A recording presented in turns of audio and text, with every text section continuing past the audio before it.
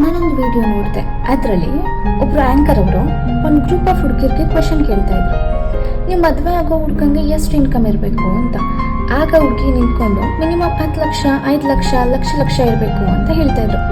ಅವ್ರ ಬಗ್ಗೆ ಒಂದು ಕ್ಲಾರಿಟಿ, ನೀವು ಅನ್ಕೋತಾ ಇರೋದು 100% ಸತ್ಯ. ನೀವು ಒಳ್ಳೆ ಮೈಂಡ್ ಸೆಟ್ಟಲ್ಲೇ ಇದ್ದೀರಾ. ಯಾಕಂದರೆ ನಿಮ್ಮ ಲೈಫಲ್ಲಿ ಡಿಸಿಷನ್ ಮೇಕರ್ ನೀವೇ ಆಗಿರ್ತೀರಾ, ಬಾಸು ನೀವೇ ಆಗಿರ್ತೀರಾ. ಆದರೆ ಒಬ್ಬ ದುಡ್ಡಿರೋ ವ್ಯಕ್ತಿನ ನೀವು ಮದುವೆ ಆಗ್ತೀರಾ ಅಂತ ಅಂದ್ಕೊಳ್ಳಿ.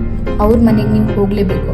ಆಗ ನಿಮ್ಮ ಹತ್ರ ಏನೂ ಕೆಲಸ ಇಲ್ಲ, ನಿಮ್ಮ ಹತ್ರ ಯಾವುದೇ ರೀತಿ ಉದ್ಯೋಗ ಇಲ್ಲ ಅಂದರೆ ಅವ್ರ ಅಪ್ಪ ಅಮ್ಮ, ಅಕ್ಕ ತಂಗಿ ತಮ್ಮ, ಫ್ರೆಂಡ್ಸು, ಫ್ಯಾಮಿಲಿ ರಿಲೇಟಿವ್ಸ್ ಯಾವ ರೀತಿ ನೋಡ್ತಾರೆ ಹೇಳಿ? ನಿಮ್ಗೆ ಅಷ್ಟು ಇಂಪಾರ್ಟೆನ್ಸ್ ಕೊಡೋದಿಲ್ಲ, ನಿಮ್ಮನ್ನು ಏನು ಸ್ಪೆಷಲ್ ಆಗಿ ನೋಡೋದಿಲ್ಲ, ನಿಮ್ಮನ್ನು ಅಷ್ಟೊಂದು ಗೌರವದಿಂದ ನೋಡೋದೇ ಇಲ್ಲ. 100% ಇದು ಅರ್ಥ ಮಾಡ್ಕೊಳ್ಳಿ.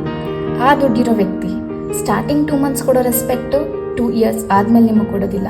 ಯಾಕಂದರೆ ಪ್ರತಿಯೊಂದಕ್ಕೂ ನೀವು ಆ ವ್ಯಕ್ತಿ ಮೇಲೆ ಡಿಪೆಂಡ್ ಆಗಿರ್ತೀರ. ಸಪೋಸ್ ಒಂದು ದಿವಸ ಆ ವ್ಯಕ್ತಿ ಮೈಂಡ್ ಸೆಟ್ ಚೆನ್ನಾಗಿದ್ರೆ ಓಕೆ, ಚೆನ್ನಾಗಿಲ್ಲದೆ ಇರೋ ಟೈಮಲ್ಲಿ ಹೋಗ್ಬಿಟ್ಟು ನೀವೇನಾದರೂ ಕೇಳಿದ್ರೆ ಆ ವ್ಯಕ್ತಿ ಬಾಯಿ ಮುಚ್ಕೊಂಡು ಮನೇಲಿ ಬಿದ್ದಿರಬೇಕು. ನಿಮ್ಮ ಕತೆಗಳು ಕೇಳಕ್ಕೆ ನಾನು ಬಂದಿಲ್ಲ ಅಂತ ಹೇಳಿದ್ರೆ, ನೀವು ನಿಮ್ಮ ಕತೆಗಳು ಹೇಳಕ್ಕೆ ಬಂದಿಲ್ಲ ಅಂತ ಹೇಳಿ ಹೊರಗಡೆ ಬಂದು ಬದುಕೋ ರೀತಿ ನೀವಿರಬೇಕು.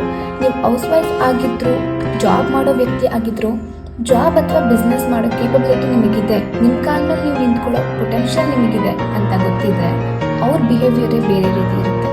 ಸಪೋಸ್ ನೀವೇನಾದರೂ ಏನು ಮಾಡೋಕ್ಕೂ ರೆಡಿ ಇಲ್ಲ, ನಿಮ್ಗೆ ಅವರೇ ಗತಿ ಅಂತ ಇದ್ದರೆ, ಅದು ಏನಾದರೂ ಅವ್ರಿಗೆ ಗೊತ್ತಾಗ್ಬಿಟ್ರೆ ಎಂಥ ಸೂಪರ್ಮನ್ ಆಗಿದ್ರು ಕೂಡ ನಿಮ್ಮ ಹತ್ರ ಬಿಹೇವ್ ಮಾಡೋ ರೀತಿ ಪದ್ಧತಿನೇ ಬೇರೆ ಇರುತ್ತೆ.